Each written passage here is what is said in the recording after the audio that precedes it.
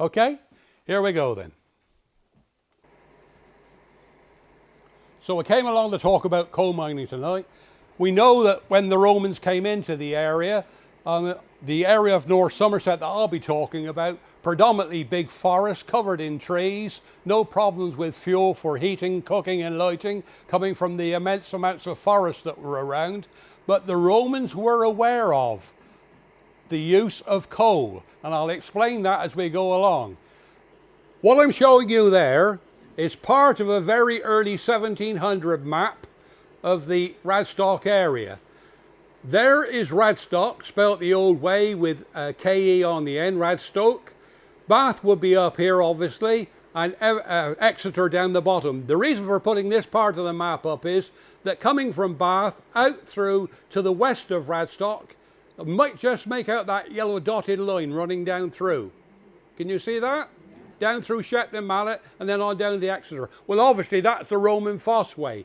Here's Radstock. Look just to the east of the Roman Fosse way. It passed to the west of Radstock, about a half a mile out from the centre of Radstock. So the Romans were in and around the Radstock area, but the whole reason for showing this 1700 map is to say that there is no indication anywhere around the Radstock or the villages of any coal mines whatsoever, except you have to come to the south of Radstock by some 4 miles to where I was talking about at Stratton-on-the-Foss, where Downside Abbey is, and you can just make out there it says coal pits. Can you see that there? Now, the biggest amount of coal pits in any one area is slightly over to the right. Can you see that big yellow blob? Inside there it says the old coal works, and that is in the village of Coleford. Coleford's the village, Mells is to the right hand side there, and the majority of the pits were in that particular area, and in this area just outside of Stratton-on-the-Foss. Why was all that? Well, just beyond there, beyond Coleford and beyond Stratton-on-the-Foss, we have the Mendip Hill chain running all the way across. Farmers up on the Mendip now, when they're ploughing fields, even to the day, continuously will plough the fields and they will turn up masses of seashells and other ammonites and things that could only have come from the seashore. And this led the early archaeologists to decide that these coal measures that were being found just down off the Mendip chain were a result of this volcanic operation that virtually turned the Mendips upside down. And if that was the case, then there should be larger quantities of coal in the North Somerset area. In the meantime, because the coal was coming virtually to the surface here, a lot of the locals decided that it was liquid gold. If they could pick up this coal and start retailing it, these small pits started popping up all around the area. These pits will be known as bale pits. And those 2 areas I showed you on the map at Coleford and at Nettlebridge would have had numerous amounts of collieries very similar to this. They're known as bale pits simply because of the shape. All it meant was that where there was a small family operation, the father and son would probably do the digging of the coal underneath and tip it into a wicker basket, and the mother and another son would use the old windlass on the top, winding it like the old water wells to bring the coal up from underground. But no thought of any safety measures of lining the shafts or propping underneath. Once they'd exposed the immediate coal, they simply moved up along the valley and drove another one down. But by the 1700s, the early geologists, using the information they had of what the terrain was like on Mendip and all this coal that was coming to the surface just off the Mendip chain, summarised that down some 6 miles to the north in the Radstock Valley, there should be an abundance of coal found at a great depth. All the lands to the north of the Mendip chain was virtually owned by one family, the Waldegrave family, lords of the manor. So the businessmen that had this information from the geologists decided to take out leases from the Waldegrave family to go exploring for coal in the Radstock area. They took the lease out in 1759, always referred to as Old Pit because it was the first pit sunk in the area. By 1763, they had found coal at the depth of just over 1,000 feet. Now think of the enterprise involved there. We're talking about the 1700s, we're talking about using an iron peck, we're talking about using a shovel and digging down vertically 1,000 feet before they came to the first coal. But once they struck the coal, the seams were very, very profitable, and within a very short space of time, several other pits will open in the Radstock area, again on leases taken out from the Watergrave estate. We don't have a picture of old pits, but two other pits started almost simultaneously in Radstock. One would be the middle pit, the other one would be this one you're looking at, which is the Ludlow's pit, which stood at the base of Froome Hill on the eastern side of Radstock when you leave Radstock. Their big markets would be in the cities of Bath and Bristol, and transporting from the coal mines in Radstock meant I had to climb one of the many hills out of the valley into the cities, all very well in the summer months when the roads were dry, because at that period, I mean, roads were nothing more than clay, mud, saturated in the winter by the floods. It meant that with the ton of coal on the back of the horse and cart, which was used as the main mechanism to take the coal away, the wheels just sunk down into the roads, and it was almost impossible to get coal out of Radstock at the very time when it was wanted in the winter months. And then 1790, across the whole of the country, the new wonderful transport system came in. Canal mania. The canals opened up, already running very successfully through, from Devizes down through here into Bath. The Somerset Coal Canal Company was set up specifically to put two arms of a canal to run out into the coal fields to bring the coal away from the coalfield in Somerset to join up eventually with the main Kennet and Avon Canal out the other side of Midford. Now to do that, to get from Radstock out to there, was some 8.5 miles. This is not a photograph, this is taken from an artistic drawing, done pretty authentic, by a local artist with the name of David Fisher. He took an old Watergrave map for the dimensions. The building you see over on the right hand side there was the old wayside inn of the old original Watergrave Inn, a coaching inn.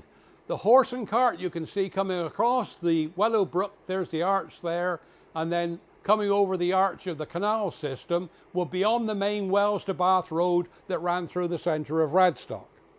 But what it meant now was that the collieries, with the use of a narrow gauge tramway, could get their coals down to the canal, tip it into the coal canal barges, and off they could go down the 8.5 or so miles, hopefully to get the coals out, eventually to get it onto the big canal, the Kennet and Avon.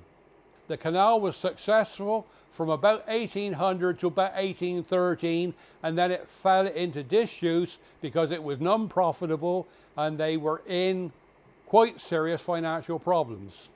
Well, this left the coal mine owners in the Radstock Basin pulling their hair out. They had all this coal that they wanted to move out, and they were back now to the horse and cart. With the loss of the canal, it meant they had to look for other means. And it was then that one of the colliery engineers came up with an ingenious decision. He said, look, we're already using a narrow gauge tramway to take the coals down from the colliery to the canal in Radstock. We've got a very wide towpath running all the way along the side of the canal. We're using horses already to pull the barges. Let's lay a narrow gauge tramway on the towpath, use the same horses, and the problem's overcome. Well, this was received obviously with great applause, and it was put into operation straight away. And the tramway system of taking the coals out of Radstock from about 1813 would remain in full-time use until the coming of the railways in 1874. But a very successful venture. And it needed to be, because large quantities of coal were starting to be produced. This is part of a map of 1806 from the Watergrave estate. And what it shows is Radstock in the centre. The dotted lines are the tramway systems bringing the coal down from the collieries down into the canal system to go away. And then it was no problem then to extend those tramways all along the towpath and replace the coal canal around about 1813. There is, to the west of Radstock, the old pit in an area we call Coombe End. There is the middle pit, for obvious reasons, right in the centre of Radstock. And over on the eastern side, the picture you saw of Ludlow's at the bottom of Froome Hill, all in very close proximity of each other. Those three pits, for the private venturers that took the leases out, earned a profit from 1800 to 1842 of £157,000. Think of the time we're talking about. It was an absolute fortune. And as a result of that, other collieries started coming on. You can see one there mentioned Old Welton, Clandown and Smallcombe Colliery, and then a couple over at Ridlington on the eastern side. All of these started popping up now, some on lands owned by the Watergrave, others on private land. But the coal mining area of North Somerset now was fully alive and very, very profitable. And then this young lady comes on the scene. The Watergrave family were resident most of their time in London. They had two very large townhouses. Strawberry Hill property was the bigger of the two, and a lot of entertaining was done there. And this young lady was Frances Braham. Frances Braham was the daughter of an Italian opera singer, and she accompanied her father at many of the Watergrave social parties that they held in one of their two London townhouses.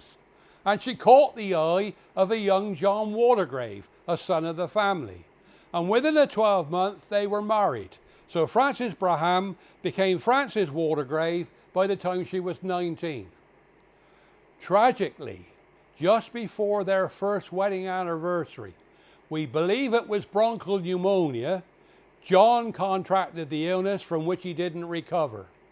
So within a 12-month, Frances was widowed.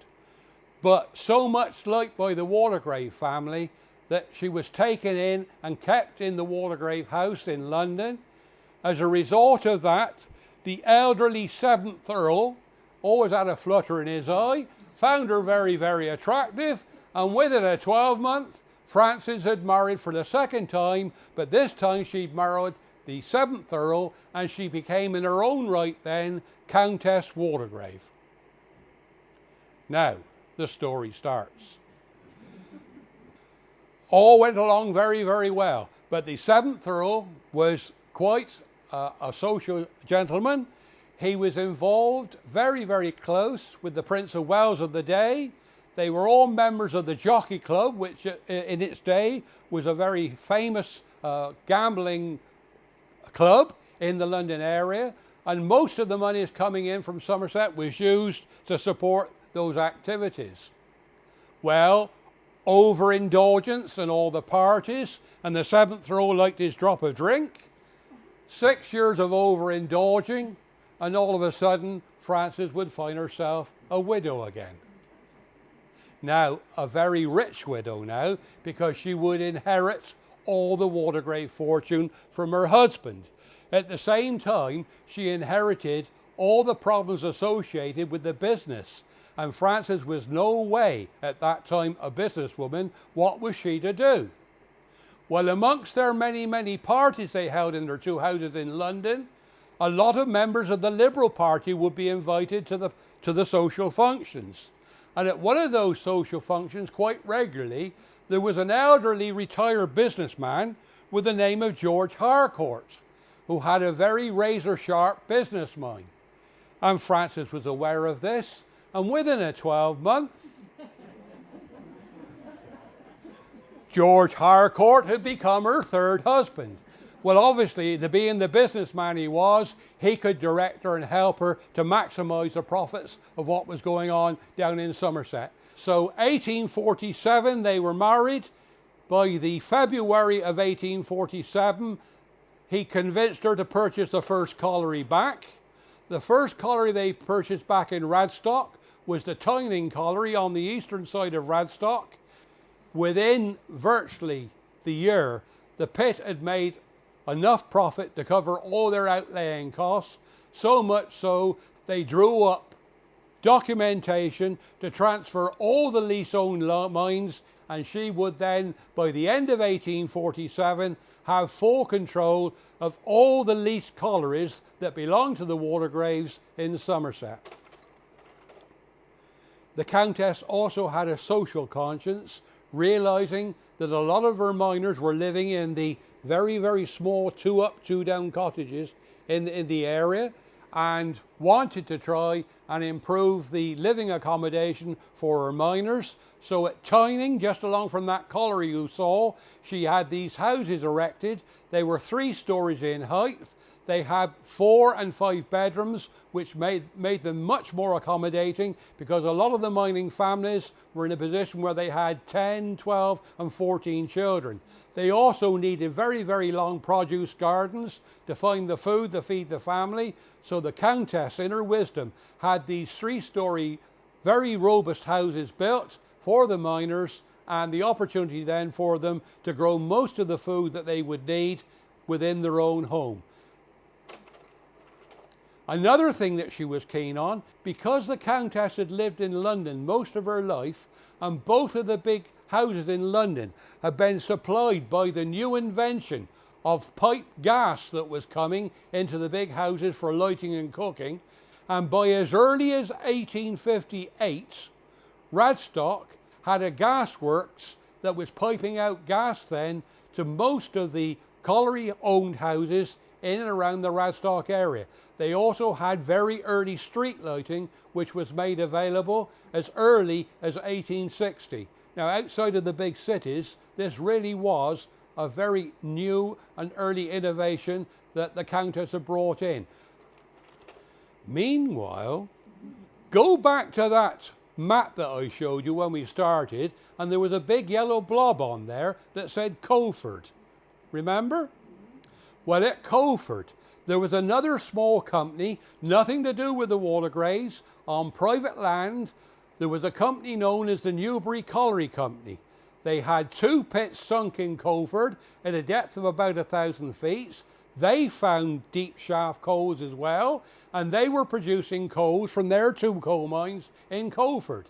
And again, like the Countess and her husband, were disappointed at the revenue that was coming in from the 2 pits. So they started looking around to see how they could improve it. And a lot of improvement was coming from new managerial skills and involvement that was going on in the north of England and in the Scottish coalfield. So much so that they invited this man down from Newcastle.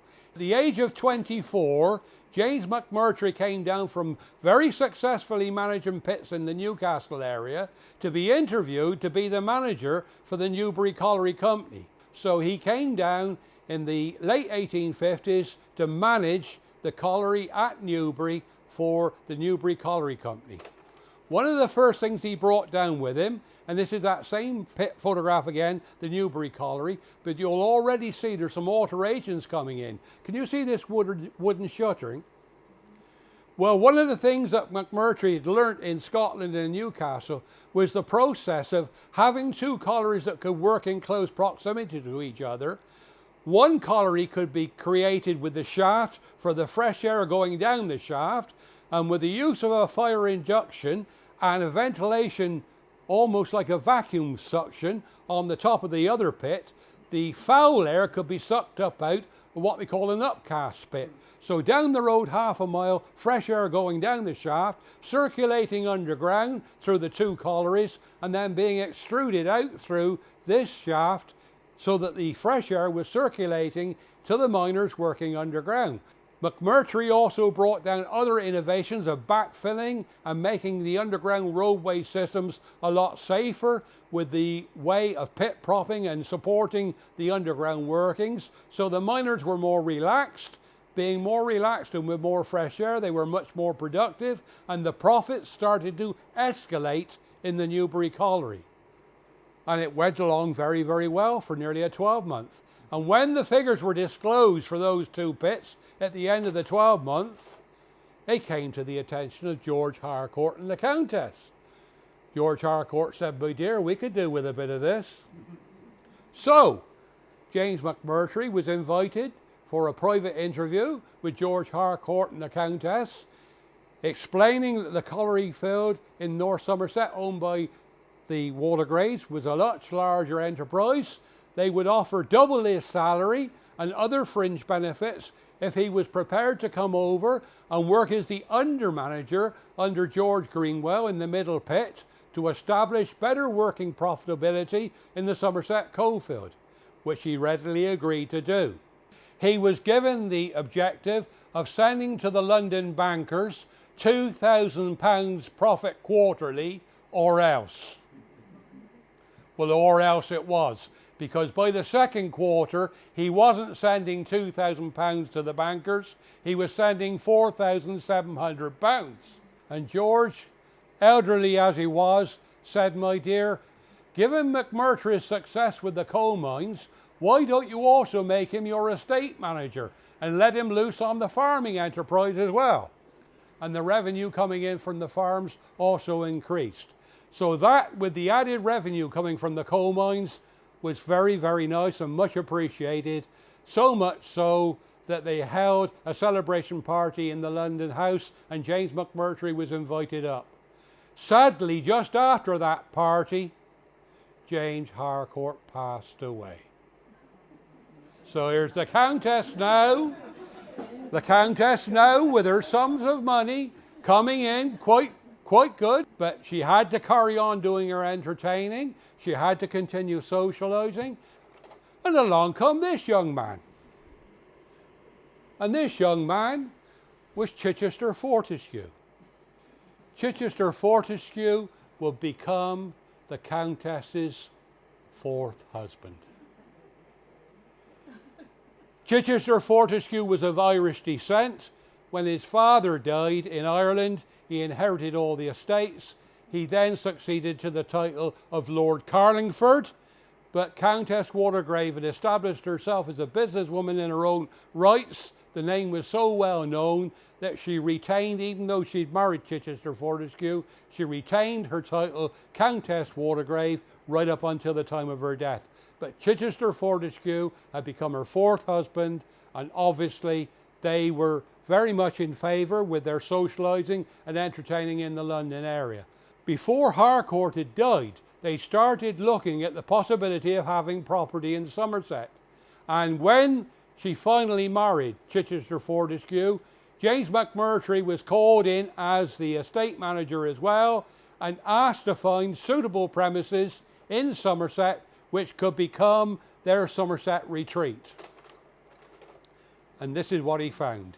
In Chewton Mendip, he found the old priory in need of a lot of restoration work, and by the early 1860s, he'd employed builders to convert the old Chewton Priory into this painting of the house that you see now. So pleased was the Countess, talking with her husband, with the house and all the rest, and the money that was going into London, she said, "James McMurtry deserves more than his salary and more than the fringe benefits we've been offering to him.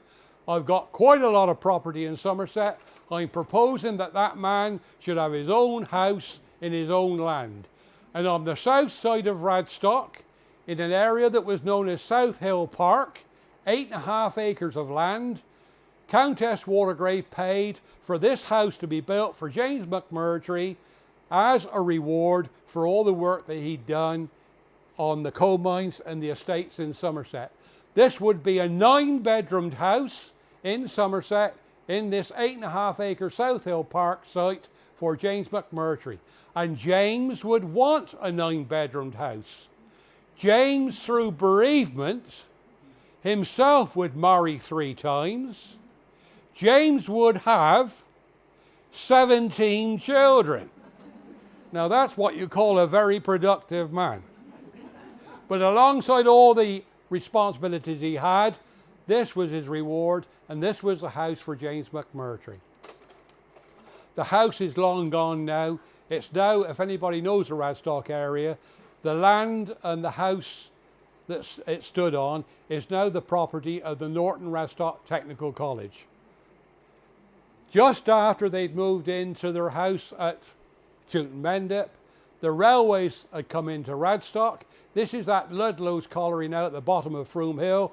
These are not miners on this picture. They are railway gangers that are laying the railway that would join up all the collieries in Somerset with the main railway lines. Out to the right of there, it would run out to join the Great Western Railway, which would come through from Froome to Temple Meads, and crossing the main Froome Road now, with the use of horses, down to the railway line, the second railway line in Radstock, which was about a quarter of a mile down from here, was the Somerset and Dorset railway line that ran through from Green Park here in Bath, up over the Mendits and right down to Bournemouth.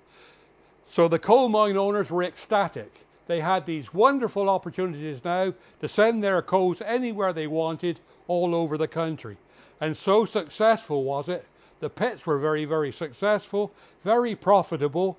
By the end of the century, with the use of the railways, the pits in Somerset were producing roughly just over 1 million tonnes of coal per year, all being taken out by peck and shovel manual labour. And then 1879, well, it had to happen eventually. This is the last known photograph of Countess Waldegrave. She died in 1879. Realising that Chichester, Fortescue and themselves were established in that lovely house at Chewton Mendip, she died in one of the London houses. She will be transported by railway back to Froome and then down to Radstock on the Great Western Railway branch line, and then by horse and carriage from Radstock out to her house at Chewton Mendip. And the service for her burial and her remains would be buried at Chewton Mendip. There's a lovely memorial tour in the church at Chewton Mendip. If ever you are over that way and you have a chance to see inside the church, there's a full epitaph there of her life and the people that were involved with her. But she came back to Somerset to be buried at Chewton Mendip. Meanwhile, Chichester Fortescue inherited all her wealth. They had been 4 marriages for the Countess. There had been no children from any of the 4 marriages, so her will decreed that everything should be left to Lord Carlingford, Chichester Fortescue, her 4th husband, until his demise, and then on his demise, the rest of the residue then would revert back to the Waldegrave family. James McMurtry here, photographs cited. At the end of the century we're coming now, just after 1899, when Lord Carlingford, Chichester Fortescue, died. He would be buried as well at Chewton Mendip. But when he died, James McMurtry, then in his early 60s, was thinking it was most time to think of his retirement. He didn't want to go into a new relationship with the Waldegrave family, but he decided that he would stay on as the general manager until 1903.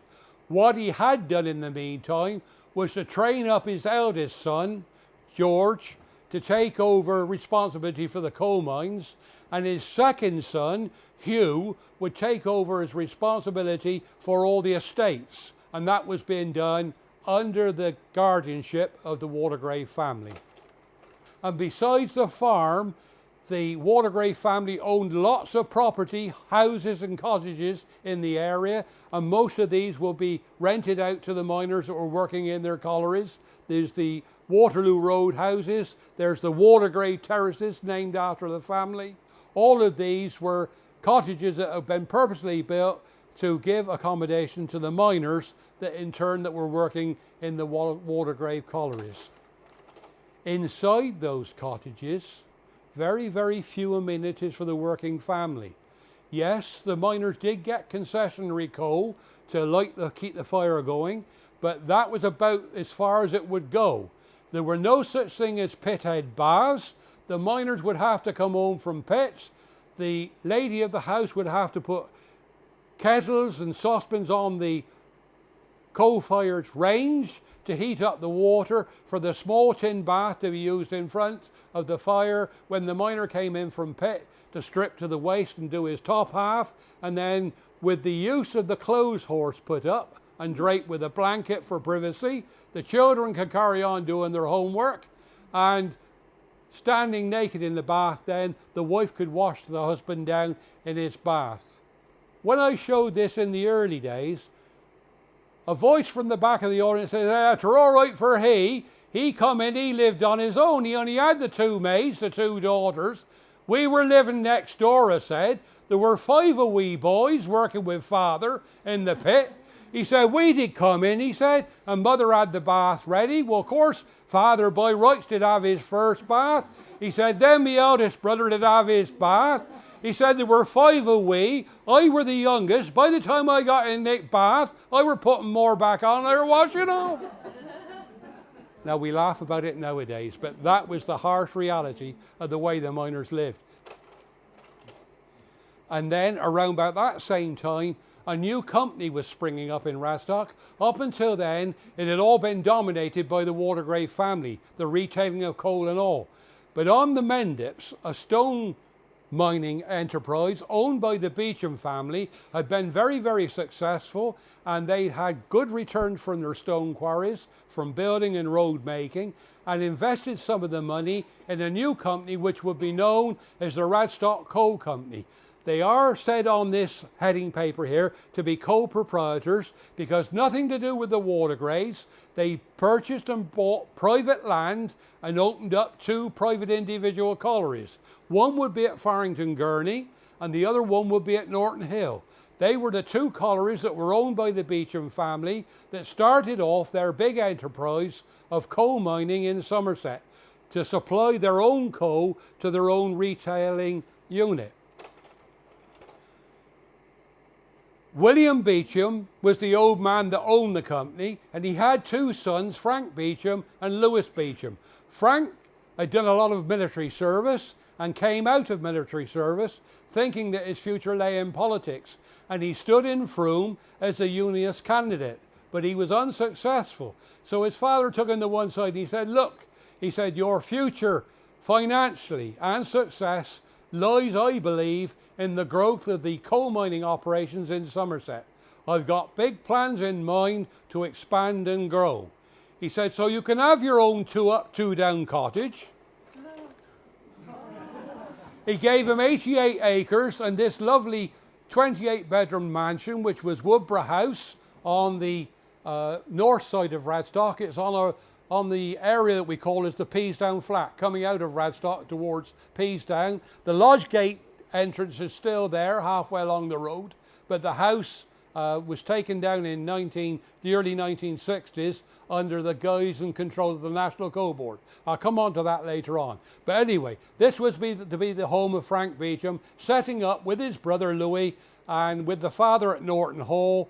They decided that they would start building their coal empire. I've already indicated that they had 2 collieries, Farrington Gurney and Norton Hill. Locally, this colliery at Norton Hill became known, because it was so rich and so profitable, it became known locally as the Beecham's Gold Mine.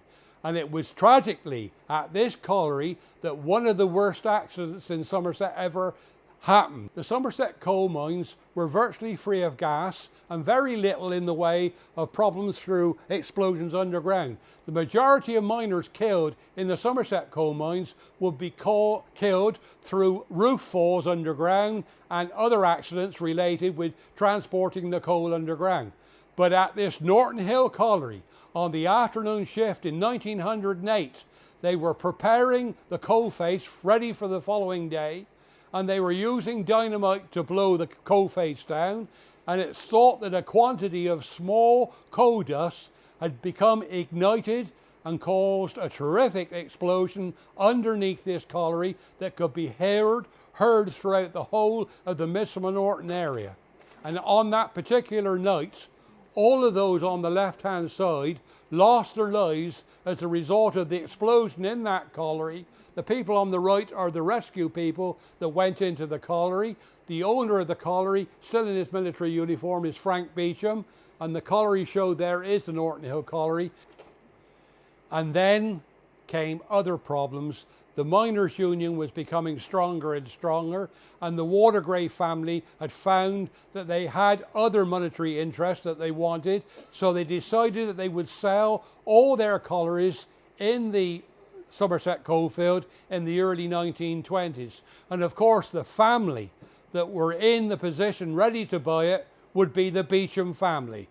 This is one of the last brass identification Radstock colliery pit tokens that we have at the museum that came from the collieries in Radstock.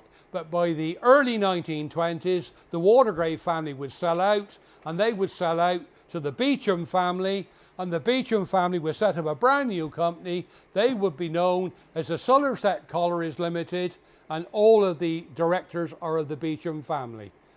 And they were established and set up as a company in 1926. What happened in 1926? The general strike. What a time to start a new business. Well, the strike started in Somerset in March of 1926, and it was very long and protracted. Everything in Radstock virtually came to a dead stop simply because the mines were all closed, and there was a lot of destitution in the area. So much so that in that period of time of over 6-7 months, the families had become destitute. A lot of the children had to be migrated out to families that were prepared to take them all over the south of England. By October, their spirit had been broken. The miners agreed they had to go back. This is the notice that was displayed by Somerset Collieries on the pit head for all the miners to agree to going back to work. In round terms, it would mean that they were going back and they were still working their 6 days, and they were probably picking up what they were previously earning in 4 days.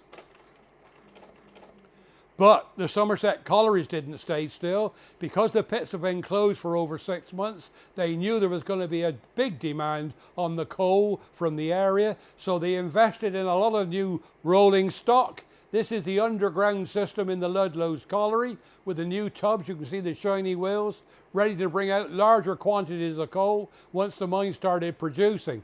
To get the extra coal out of the mine faster, they would need bigger and more powerful engines and lifting gear. So there's that Ludlow's colliery now. The old wooden headgear's gone, replaced by a steel structure.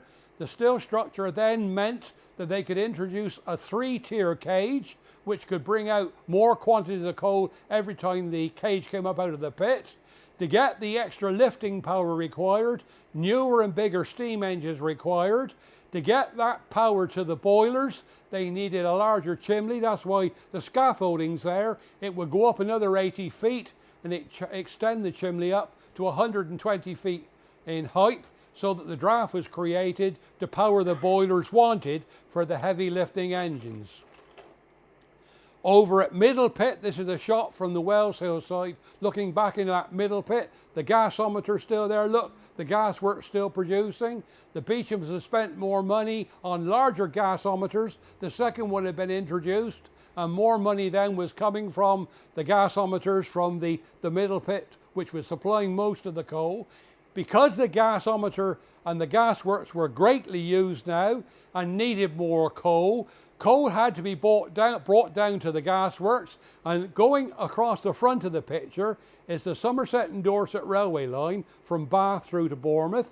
In the foreground is the Great Western Railway line running through from Frome to Temple Meads, and that archway running underneath the railway line there was taking tramway trucks down from the Welton and Wellsway colliery underneath the railway and by a tramway system into the gasworks to supply extra coal required for the highly profitable gasworks that the Beechams had exploited and built larger in Radstock.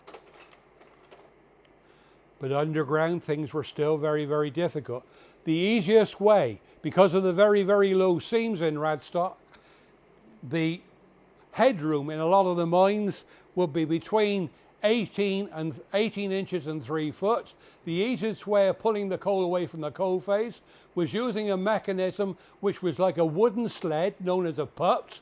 To get that putt moving with 100 weight and a half of coal in, a man would have a piece of hemp rope around his waist, through his loins, and attached to that would be a chain, and this would be known as the gus and crook. The gus would be the hemp rope, and the crook would be the metal chain attached to it, and then on hands and knees attach that to the wooden putt, and he would drag it sometimes as much as 150 yards away from the coal face, out to the main roadway to tip it into the big tubs, for the big tubs to bring the full load to the pit bottom to come up in the cage out from underground. In the main roadway, for many, many years, pit ponies were kept in stables underground, and they would be used to drag 6 or 8 wagons at a time along the main roadway to the pit bottom to put them in the cage to come to the surface. The miners realised the value of the horses. Here they are having their mid-morning break. Look, their cold tea coming out of a lemonade bottle. They got their felt caps on and their carbide lamps, which was their way of lighting for underground, and even feeding some of the sandwiches to the ponies, which were their biggest asset, because the miners were paid per load that came out from the pit. So the more they could move, the more they would earn. And the pit ponies played their part in getting big and large quantities of coal out from the coal mine and into the shaft. And the coal mine owners, the Beechams and other private owners, were not spending any money because labour was so cheap. The main mechanism, as I said, was either the manual one with the man with the gus and crook, or the ponies pulling it out. And that's the way it stayed right up until 1947. Do any of you have memories of that harsh winter we had in 1947? Because here we go. That's when that photograph was taken of Woodborough House. Because in 1947, the Labour Socialist government had become in power. We just got through the Second World War, and industry was crying out for power, and extra things had to be created. So the socialist government of the day decided that all the private individual coal mines in England would come under the bannership of the National Coal Board, and from the 1st of January 1947, all the pits in the country then became under the banner of the National Coal Board. The National Coal Board bought the Beecham Empire out, including this lovely house, which was Woodborough House. Woodborough House became the southwestern headquarters of the National Coal Board for many years, until the early 1960s, when repairs and maintenance was prohibitive, and they decided in their wisdom the house would be pulled down, and they moved into smaller properties in the centre of Radstock. The National Coal Board then had priorities. They started looking at the 12 collieries that were left in North Somerset when they took over in 1947. They started to do a feasibility and a rationability of the profits coming from the various pits. One of the first things they decided was that all the pit ponies would be retired from the Somerset coalfield. This is one of the first pit ponies to be released, and one of the first collieries to close on the northeastern side of Radstock. This is the Camerton Colliery, that was one of the first ones that fell under the axe of the National Coal Board's profitability of not being satisfactory. And as I say, the first of the colliery ponies then was retired, and that is the Camerton Colliery.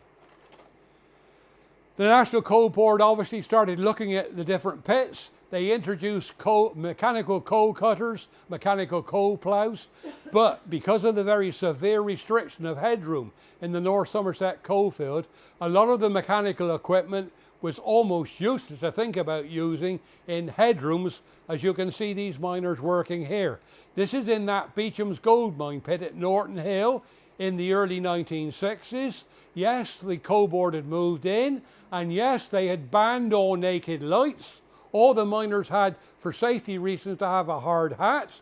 On that hard hat, they had to have a battery-powered lamp for their illumination. No more naked lights will be allowed anywhere in the country. That was a ruling that came from the National Coal Board. And where possible, mechanical coal ploughs were being used to cut the coal out. But because of the very narrow seams in Somerset, the old method of the peck and the lump hammer was still probably the most profitable way of getting the coals out in the Somerset coalfield. But of course, 1950 and 1960 would bring other problems. This is that same Norton Hill colliery, and on this particular photograph, the 5 miners are all of different nationalities. Because in the 1950s and the 1960s, the country was expanding at a fair old rate. Lots of new industry was coming into the area, in particular in North Somerset. The giant printing operation of Purnell's at nearby Porton. The large shoemaking companies of Clark's were putting up factories in the provincial towns, and with larger salaries and better working conditions, they were enticing the miners away from the pits. The miners had realised that the National Coal Board were closing the pits that were not profitable. They were also aware that over at Portishead, things like nuclear power was being experimented with. A lot of the power stations were turning over to oil and gas. So all in the end would mean the demise of the coal mines. And with these new opportunities and better working conditions, they were leaving the pits at a very vast rate. The only way the National Coal Board could keep the pits manned were to bring in emigre miners, some from Italy, some from Poland, some from Germany, some from the north of the country where other National Coal Board pits were closing. A lot of the Durham and Scottish miners and some of the Welsh came down into Radstock. When you think of that and you add to it the Italian and the Polish and the German and the French, Radstock's probably the most cosmopolitan area in Somerset today. But of course, the pits then would start phasing out. And this Norton Hill pit, even though it had been the Beecham's gold mine, would also fall to the axe. This is the site of the Norton Hill colliery. There is the old Somerset and Dorset railway line and the coal trucks that used to take the coals away. There is the site of the Norton Hill colliery, now long gone. By 1966, the colliery had been closed and very quickly replaced by this fantastic new big factory. This was the Marden's Packaging Company, and they will be packaging digestive biscuits and Kellogg's cornflakes. And a lot of the miners that have worked at Norton Hill would also find opportunity of working there. When the last 2 pits in Somerset would close, it was decided politically that they would close both collieries in September of 1973. This is a load of coal from the other colliery, the Kilmerston colliery on the other side of Radstock. On this coal wagon it says the last load coming out the last day of August in 1973. But for political reasons, more coal was found, and the last loads of coal came out of both collieries, the one at Kilmerston and the one at Lower Ridlington in 1973. And when the BBC television went along to see the last load of coal coming out of that colliery, they interviewed the group of miners that were coming up with the last load of coal, and quite innocently the reporter stated to one of the miners, "Well, Joe, that's it, that's the last coal coming out of Somerset." And the miner's frank reply were, "A bloody good job too." Now, the mines closed in 1973. As soon as we'd established our voluntary museum at Radstock, we decided something had to be done for all those miners, and recognising September as the closure month, every September since 1989, when we opened the first temporary museum, we hold a miners' reunion. This was one of the first miners' reunions. Cyril Treasure with the peck over his shoulder, and Rolf Bennett with the lamp in his hand. I mean, if they were alive now, they'd be well in their hundreds. But they had the satisfaction of sharing one of the first miners' reunion get-togethers at Hayden. We've moved up market now in the new museum at Radstock. On the first Monday in September of every year, with the help of the Miners Association and the help of the Working Men's Club, we now lay on a cheese and pickle ploughman's lunch, and we have a barrel of beer, and they have a wow time.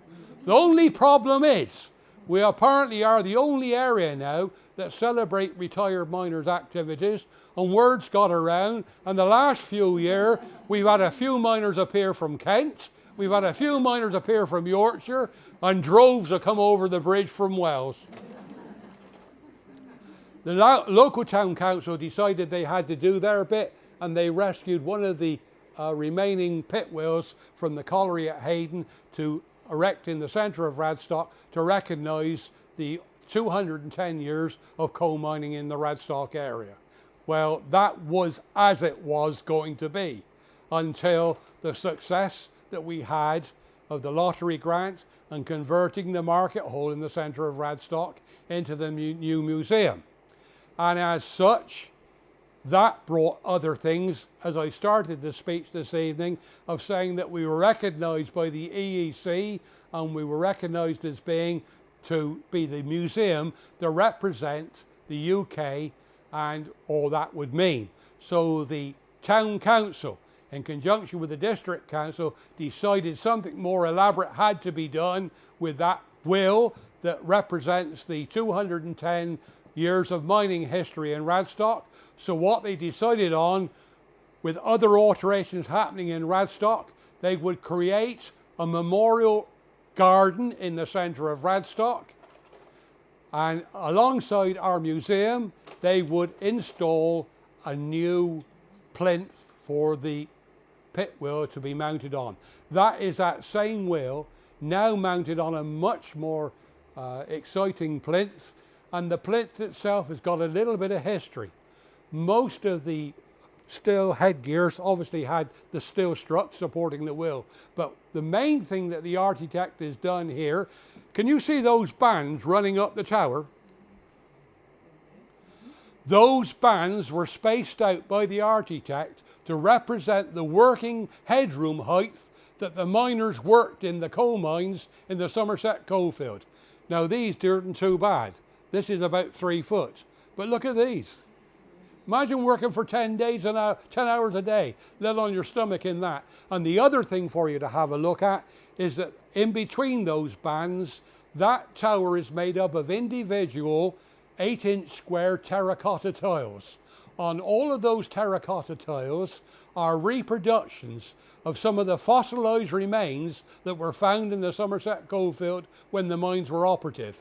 Those original fossils can be seen in all their glory in glass cases inside the museum, with a lot of other mining artifacts that we've rescued over the years, and we've also reconstructed a working coal face, so you get some indications of what life was like working in the Somerset coalfield for the miners over that 210 period. I promised you the museum was close to it. The museum's there. We have a very nice tea room and bookshop inside the museum. The museum is on 2 floors. You could have a commercial. The museum's on 2 floors, and we're open 6 days a week. Don't ever come to the museum on a Monday. Monday is reserved for maintenance and cleaning, but other than that, all the rest of the week, including Saturdays and Sundays, every afternoon the museum is fully open, and there will be stewards on hand if you need help going around. Most of it's self-explanatory, but you can come and have a good look. And if you want, it's a wonderful day and there is a blue sky occasionally in Radstock. You can sit out in the gardens and have a little chat and a little rest. And along from the museum, at the moment, I'm going to shout loud, we've still got free car parking. So there you are. There's Radstock Museum. If you haven't heard enough tonight, you want to see a bit more, come out and see us at the museum. And I'm going to say now, good night from me and good night from him.